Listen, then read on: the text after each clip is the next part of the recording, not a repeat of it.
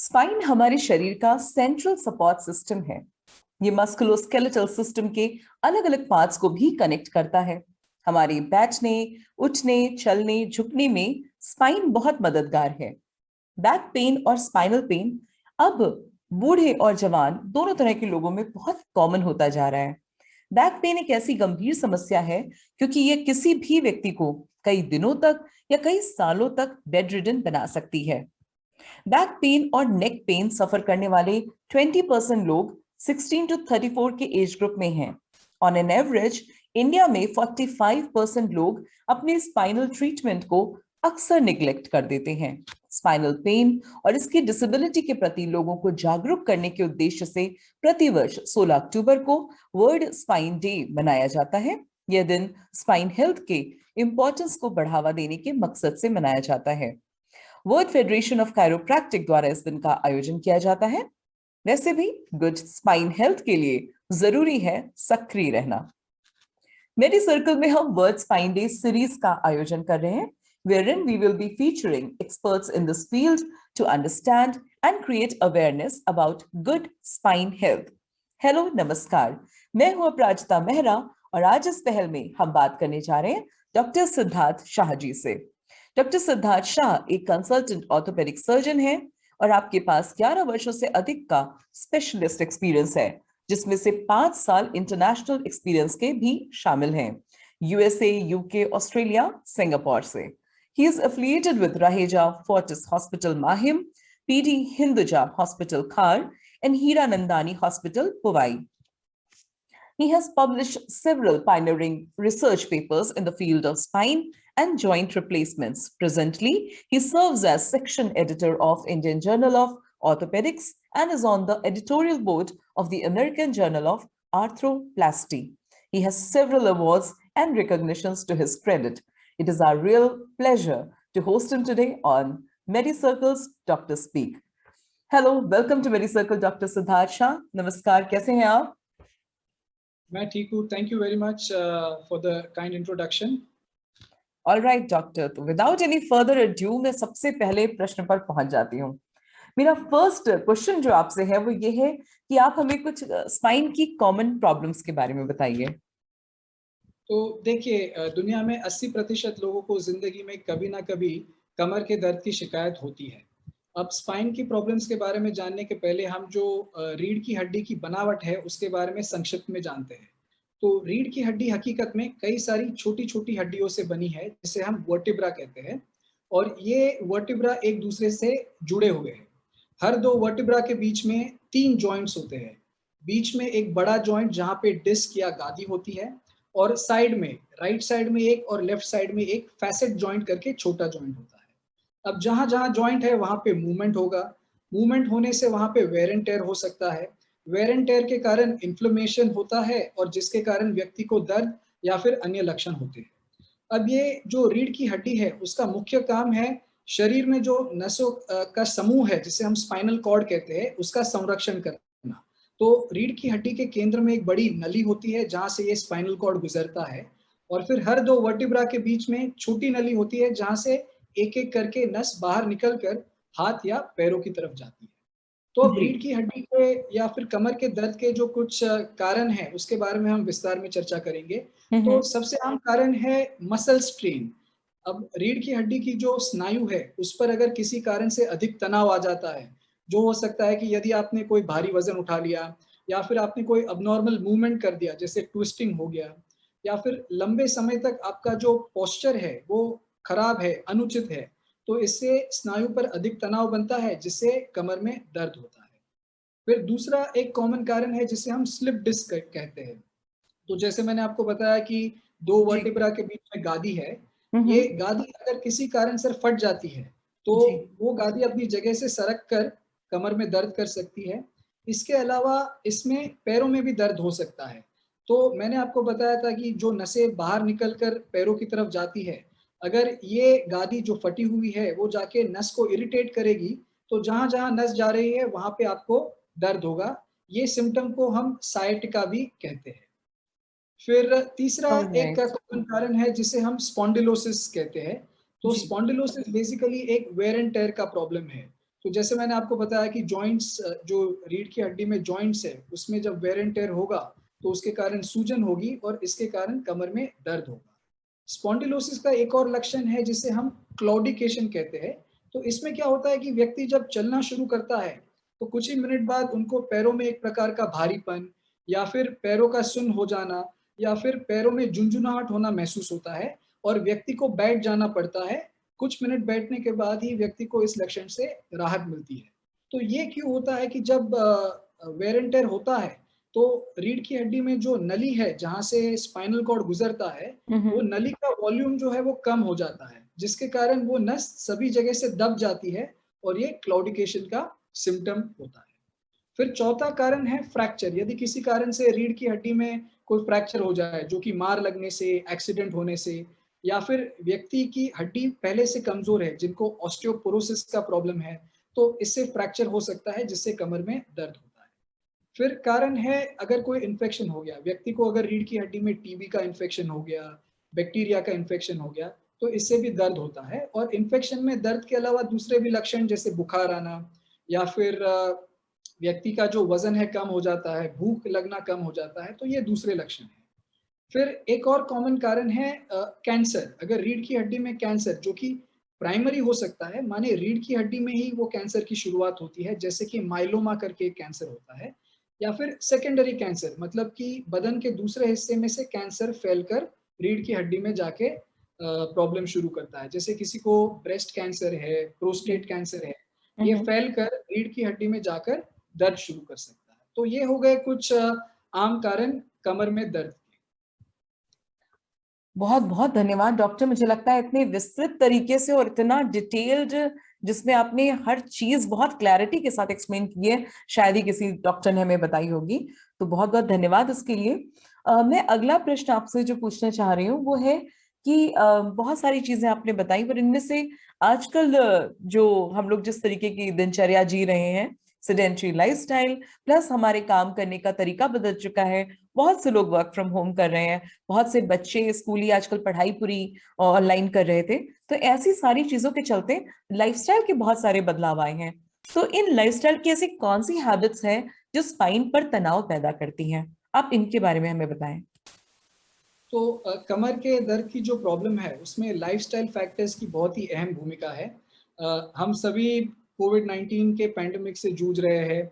इसके कारण हमारी रोज़मर्रा की ज़िंदगी में काफ़ी बदलाव भी आए हैं। लॉकडाउन के दरमियान लोगों ने पूरा समय घर के भीतर बिताया है। एक वर्क फ्रॉम होम का भी कल्चर जो है काफ़ी पॉपुलर हो रहा है। तो व्यक्ति इसमें अपने ऑफ़िस का काम जो है वो घर से कर रहा है। तो इसमें प्रॉब्लम क्या हो जाती है कि इसके कारण जो उनका पोस्चर है, जो बैठने की, खड़े रहने की मुद्रा है, उस पर वो ध्यान नहीं दे पाते हैं और इसके कारण प्रॉब्लम्स होती है। अब जब आप ऑफिस में काम करते हो तो वहाँ पे आपके जो वर्क डेस्क है, चेयर्स है, वो एक एर्गोनॉमिकली साउंड डिजाइन से बने हैं और बिल्कुल घर पे जी। आपको वो एर्गोनॉमिकली साउंड चेयर्स या डेस्क नहीं मिल पाते हैं। तो इसमें फिर आपके पोस्चर पे इफेक्ट आएगा जिससे कमर में दर्द होगा। तो इससे कुछ चीजें जो मैं आपको बताना चाहूंगा कि इसमें ज्यादातर क्या हो जाता है कि व्यक्ति जो है बैठते समय कमर को ज्यादा झुकाकर बैठते हैं, गर्दन को ज्यादा झुकाकर बैठते हैं, जिससे प्रॉब्लम शुरू होती है। तो कुछ चीजें जो आपको करना चाहिए कि आपका जो टेबल का हाइट है, डेस्क का हाइट है, वो इस तरह होना चाहिए कि आपका कंप्यूटर या लैपटॉप का स्क्रीन आपके आंख के लेवल पर हो, जिसके कारण आपको ज्यादा झुकना ना पड़े, आपको गर्दन से भी झुकना ना पड़े। दूसरा, आपके चेयर का हाइट इस तरह होना चाहिए कि आपके हिप जॉइंट और नी जॉइंट वो अप्रोक्सीमेटली 90 डिग्री एंगल पे बेंट हो। फिर आपके पैर जो है वो जमीन पे टच रहने चाहिए, ऐसा नहीं कि वो हवा में लटकते रहे। फिर आपकी जो चेयर है उसको एक अच्छा बैकरेस्ट होना चाहिए। अब हमको ये बात समझनी चाहिए कि रीढ़ की हड्डी जो है वो फ्लैट नहीं है बल्कि कर्व्ड है। तो आपका जो बैकरेस्ट है वो भी उसी प्रकार उसमें कर्वेचर होना चाहिए, जो कि आपके स्पाइन के, जो आपकी रीढ़ की हड्डी के कर्वेचर को कॉम्प्लीमेंट करे। और इसमें एक और फीचर जैसे लंबार सपोर्ट जिसे कहते हैं, जो कमर के लिए एक एक्स्ट्रा सपोर्ट होता है, अगर ये भी आपको मिल जाता है तो इससे आपको काफी हद तक कमर के दर्द से राहत मिल सकती है। दूसरा फैक्टर है कि लोग मुझे बताते हैं कि जब हम घर पे काम करते हैं तो एक कैजुअल माहौल रहता है, तो हम बेड पर लेटकर काम करते हैं, सोफा में बैठकर काम करते हैं, बीन बैग्स पर बैठकर काम करते हैं। तो आप ऐसा नहीं करें, आप एक डेडिकेटेड वर्क स्पेस जहाँ पे आपका डेस्क और चेयर है उस पर बैठकर काम करें। प्लस आप लगातार कई घंटों तक काम ना करें, बल्कि 1 या 2 घंटे के बाद हो सके तो एक ब्रेक लीजिए, जिससे आप थोड़ा टहलिए और आपको कमर को थोड़ा स्ट्रेच कर सकते हैं, आपके कमर को भी थोड़ा रिलैक्स करने का टाइम मिलेगा। इसके अलावा दूसरा लाइफस्टाइल फैक्टर है, जो अभी डिजिटलाइजेशन का ज़माना है, तो मोबाइल फ़ोन का इस्तेमाल जो है वो कई गुना बढ़ गया है। अब हम सारी चीज़ें मोबाइल फ़ोन से कर सकते हैं। So इसके true. अलावा लोग इसके अलावा लोग काफ़ी सारा समय सोशल मीडिया साइट्स पर भी बिताते हैं। तो इससे आपने देखा होगा कि लोग अक्सर जो है वो गर्दन झुकाकर मोबाइल फ़ोन की तरफ देखते हैं। तो कई समय तक ये झुकी हुई गर्दन से काम करने के कारण आपको गर्दन में जो रीढ़ की हड्डी है उस पर तनाव बढ़ जाता है, जिससे तकलीफ हो सकती है। तो आपको क्या करना चाहिए कि मोबाइल फ़ोन का इस्तेमाल करते समय आप अपने हाथों से मोबाइल की स्क्रीन ऊपर लाइए, ताकि मोबाइल आपके आँख के लेवल पर आए। ऐसा नहीं कि आप गर्दन झुकाकर आँखों को मोबाइल की स्क्रीन की तरफ लेकर जाएँ। इसके अलावा अगर आप जैसे मैराथन ब्राउज़िंग सेशन या टेक्स्टिंग सेशन कर रहे हैं, तो फिर आप 20-25 मिनट के बाद एक थोड़ा ब्रेक लीजिए। इससे क्या है कि आपकी गर्दन को भी राहत मिलेगी, आपके हाथों के जॉइंट्स जो है उसको भी राहत मिलेगी। फिर इसके अलावा लाइफ़स्टाइल फैक्टर जो है स्मोकिंग है। तो रिसर्च से ये साबित हुआ है कि स्मोकर्स में कमर के दर्द की प्रॉब्लम जो है वो नॉन स्मोकर्स के मुकाबले कई गुना ज़्यादा होती है। तो यदि आप स्मोकिंग गिव अप करते हैं तो इससे आपको कमर के दर्द की पॉसिबिलिटी या रिस्क है वो भी कम हो जाता है। इसके अलावा आपने जैसे कहा कि एक सेडेंटरी लाइफ़स्टाइल हो चुका है आज की हमारी रोज़मर्रा की ज़िंदगी में, जिसके कारण हमें इनफ या एडिक्वेट एक्सरसाइज़ या फिज़िकल एक्टिविटी नहीं मिल पाता है। तो इसके कारण जो अपने रीढ़ की हड्डी के मसल्स है वो कमज़ोर हो जाते हैं। इसके अलावा रीढ़ की हड्डी भी कमज़ोर हो जाती है, जिससे कमर में दर्द होता है। तो इसके लिए ज़रूरी है कि आप रेगुलरली फिजिकल एक्टिविटी करें, जो कि हर रोज कम से कम आधे से पौने घंटे के लिए और हफ्ते में कम से कम 3 से 4 बार तक करना है। और ये एक हेल्दी एक्टिविटी होना चाहिए जिससे कमर को नुकसान नहीं हो। तो इसके एग्जांपल्स है वॉकिंग है, स्विमिंग है। यदि आपको पहले से कोई कमर के दर्द की तकलीफ है तो आपके लिए कौन-सी एक्टिविटी सेफ है, ये आप अपने डॉक्टर के साथ डिस्कस कर सकते हैं। और इसके अलावा आप इतना ध्यान रखिए कि आपका वज़न जो है वो नियंत्रण में रहता है। तो ये कुछ लाइफ़स्टाइल फैक्टर्स हैं जिन पर गौर करने से आप डेफ़िनेटली कमर के दर्द से बच पाएँगे या उसको राहत मिल पाएगी। चलिए, बहुत सारी जानकारी आपने दी है और सभी की सभी काम की थी। पर मुझे एक फैक्ट ने बहुत इंटरेस्ट किया कि कम से कम अब मैं सबसे पहले जितने भी स्मोकर्स हैं उनको ये सलाह दे सकती हूँ कि बेटा, जो कमर में दर्द है ना, ये जो बुढ़ापा वक्त से पहले आ रहा है, ये आपकी स्मोकिंग से जुड़ा हुआ है। और ये मुझे एक डॉक्टर ने बताया है। तो this is my biggest takeaway till now. तो ये तो मैं जरूर शेयर करने वाली हूँ। डॉक्टर साहब, मेरा अगला प्रश्न आपसे है कि आपने हम इतने सारे पेन के चीजें होती हैं और किन कारणों से होती है, आपने बहुत खुलकर बहुत ही अच्छे से बताया है। लेकिन कोई ऐसा तरीका है जिससे हम घर पर ही इस बैक पेन को कम करने की कोशिश कर सकें? तो देखिए, जैसे मैंने आपको बताया कि जो लाइफ़स्टाइल रिलेटेड फैक्टर्स हैं, उन पर गौर करने से तो डेफ़िनेटली आपको दर्द में राहत मिलेगी। तो यदि आपको कमर का दर्द है, तो सबसे पहले तो आपको अपने पोस्चर पर ध्यान देना चाहिए। इस बात पर गौर करें कि आप कमर से और गर्दन से ज़्यादा झुक कर नहीं बैठ रहे हैं। इसके अलावा आप हो सके तो भारी वज़न नहीं उठाएँ। तो अगर आपको वज़न उठाना भी पड़े तो इस पे आपको ये ध्यान देना है कि आप घुटनों से बेंड होकर फिर नीचे से चीज़ उठाएँ, नहीं कि आप कमर से बेंड होकर उसे उठाएँ, जिससे कमर पे तनाव बढ़ सकता है और आपका बैक पेन और ज़्यादा बढ़ सकता है। इसके अलावा अगर आप बेड से जब उठते हैं, तो सीधा उठने की बजाय आप एक बाजू करवट लेकर फिर उठिए, तो इससे आपकी रीढ़ की हड्डी पे कम स्ट्रेन आता है, जिससे आपको दर्द में राहत मिलेगी। राइट। इसके अलावा आप जैसे गर्म पानी का सेक है या फिर बर्फ से सिकाई है, इससे भी आपको दर्द में राहत मिलेगी। अब कई बार लोग मुझे पूछते हैं कि क्या करना चाहिए, गर्म या ठंडा? मैं तो बस पूछने ही हकीकत वाली थी डॉक्टर साहब। तो क्या है कि इस बात का एक्चुअली कोई सही जवाब नहीं है। तो मैं तो लोगों को यही सलाह देता हूँ कि जो आपको फ़ायदा देता है, आपके बॉडी को जो सूट करता है, आप वो करिए। लेकिन जनरली स्पीकिंग अगर आपको मस्कुलर पेन है, तो हीट से उससे ज़्यादा फ़ायदा मिलता है और अगर इन्फ्लेमेशन या सूजन का पेन है, तो उसमें बर्फ़ की सिकाई से ज़्यादा फ़ायदा मिलता है। तो ये हो गया। इसके अलावा कुछ टॉपिकल एप्लीकेशन जैसे जेल होता है, स्प्रे होते हैं, इसका भी इस्तेमाल करने से आपको कमर के दर्द से राहत मिल सकती है।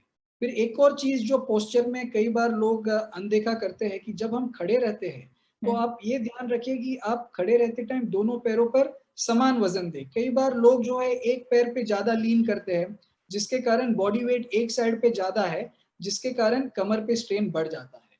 तो इस पर भी गौर करने से आप कमर के दर्द से बच सकते हैं। और फिर आखिरी में मैं ये कहूँगा कि यदि आपका दर्द कई दिनों तक चलता है, या फिर आपका दर्द बढ़ रहा है, या फिर कमर के दर्द के साथ-साथ आपको पैरों में भी दर्द हो रहा है, या फिर पैरों में झुनझुनाहट हो रही है, तो आपको तुरंत एक स्पेशलिस्ट का ओपिनियन लेना चाहिए, क्योंकि ये जो है वो आम बैक पेन नहीं होके कुछ और सीरियस हो सकता है। Okay, now those are many points to be taken note of. और मैं आप खुद तो ऑब्जर्व करूंगी, और मैं जितने हमारे ऑडियंस इस वक्त हमसे जुड़े हुए हैं उनको भी ताकीद करूंगी कि भाई आप डॉक्टर साहब की सारी बातें बहुत गौर से सुनिए और ऑब्जर्व करिए अपने अराउंड, और नहीं तो स्पेशलिस्ट तक तुरंत पहुंच जाइए। सर, मेरा आपसे अंतिम प्रश्न है आज के इस इंटरव्यू का कि स्पाइन को हेल्दी रखने में क्या कुछ डाइट के साथ भी कनेक्शन होता है? सही डाइट पर आप कुछ बताएं। जी, तो देखिए डाइट में सबसे पहले तो जैसे मैंने आपको बताया कि हमें अपने वज़न पर गौर करना है। अगर कोई व्यक्ति जिनका वज़न बढ़ जाता है, तो आम तौर पे क्या होता है कि पेट का हिस्सा जो है वो आगे आ जाता है। इससे बॉडी की जो सेंटर ऑफ ग्रेविटी है वो आगे शिफ्ट हो जाती है। इस केसेज़ में आपके जो मसल्स है, बैक के मसल्स, उसको बॉडी को बैलेंस करने के लिए ज़्यादा मेहनत करनी पड़ती है, उन पर तनाव बढ़ जाता है और कमर की प्रॉब्लम्स शुरू होती है। तो आप इस प्रकार से संतुलित आहार लें जिसमें कार्बोहाइड्रेट्स और फैट की मात्रा जो है वो इस तरह सीमित हो ताकि आपका वजन नियंत्रण में रहे। इसके अलावा जो रीढ़ की हड्डी की मजबूती है, तो उसके लिए कैल्शियम और विटामिन डी की मात्रा आपके आहार में बराबर संतुलित होनी चाहिए, जिसके लिए आप दूध या दूध के पदार्थ है, हरी सब्जियां है, या फिर विटामिन डी के लिए जैसे धूप का बदन पर गिरना जरूरी है। तो इन चीजों पर आप ध्यान देंगे तो कैल्शियम और विटामिन डी की मात्रा भी सही रहने पर आपके रीढ़ की हड्डी की मजबूती बनी रहेगी। अब हमारी आजकल की ज़िंदगी में क्या है कि लोग काफ़ी सारा समय घर के भीतर बिताते हैं या ऑफ़िस के भीतर बिताते हैं, तो ये हमें मिल नहीं पाता। तो इसमें आप सप्लीमेंट्स ले सकते हैं, जैसे कैल्शियम और विटामिन डी के सप्लीमेंट्स हो गए, ताकि जो आहार में खामी है, वो आप सप्लीमेंट से पूरी कर सकें। लेकिन जो लोग लंबे समय तक इसका इस्तेमाल, कुछ लोग इंडेफिनिटली कैल्शियम और विटामिन डी लेते हैं, तो उनको मैं ये वार्न करना चाहूँगा कि अधिक मात्रा में कैल्शियम और विटामिन डी का सेवन भी स्वास्थ्य के लिए हानिकारक हो सकता है। तो यदि आप ऐसा कर रहे हैं, तो आप ज़रूर अपने डॉक्टर के संपर्क में रहिए, और हो सकता है कि आपके डॉक्टर शायद आपको कुछ ब्लड टेस्ट करके देखेंगे कि क्या आपको वाक़ई में ये विटामिन्स के सप्लीमेंट्स की ज़रूरत है या आपके बॉडी में ऑलरेडी एडिक्वेट मात्रा में है। फिर आखिरी एक पॉइंट है कि जो कुछ खाने के पदार्थ ऐसे होते हैं जो कि नेचुरली एंटी इन्फ्लेमेटरी होते हैं, जिनका सेवन करने से बदन में जहाँ-जहाँ सूजन है, वो कम हो जाती है। तो ये इसमें शामिल है कुछ रंग-बिरंगी फल या सब्ज़ी, जैसे बीटरूट हो गया, अनार हो गया, गाजर हो गया, या फिर कुछ मछलियाँ होती हैं जिसमें ओमेगा 3 फैटी एसिड्स की मात्रा भी ज़्यादा होती है, जो भी एक एंटी इन्फ्लेमेटरी केमिकल है। इसके अलावा हल्दी है, लहसुन है, अदरक है, कांदा है, इन चीज़ों का सेवन करने से बदन में जहाँ-जहाँ इन्फ्लेमेशन है वो कम हो जाता है, जिससे आपको कमर के दर्द से राहत मिल सकती है। और इसके विपरीत ये फैक्टर है कि कुछ खाने के पदार्थ ऐसे होते हैं जो कि एक्चुअली बॉडी में इन्फ्लेमेशन शुरू करते हैं, तो इसका सेवन आप ना करें। जैसे कि प्रोसेस्ड फूड्स है, तली हुई चीज़ें हैं, नमकीन चीज़ें हैं, या फिर रिफाइंड कार्बोहाइड्रेट्स है, या फिर ज़्यादा मात्रा में शक्कर का सेवन करना है। इन चीज़ों से बॉडी में इन्फ्लेमेशन बढ़ सकता है, जिससे आपके कमर का दर्द जो है वो बढ़ जाएगा।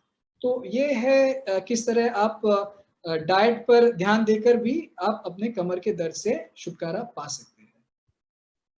Wow doctor, that was so amazingly explained. इतने क्लियर डूज एंड डोंट्स आपने सिखाए हमें आज कि मुझे लगता है मेडी सर्कल के माध्यम से, आज इस इंटरव्यू के माध्यम से जो हम वर्ल्ड स्पाइन डे के अवेयरनेस जगा रहे थे लोगों में, उसके साथ बहुत कुछ सीखने को मिला है। और मुझे लगता है इतना कमाल का इंटरव्यू आपने दिया, उसके लिए आपको विशेष धन्यवाद देना पड़ेगा हमें। Thank you so much for joining us today on our show and sharing your valuable time and insights with us at MediCircle. It was really a pleasure having you here today. Thank you so much doctor.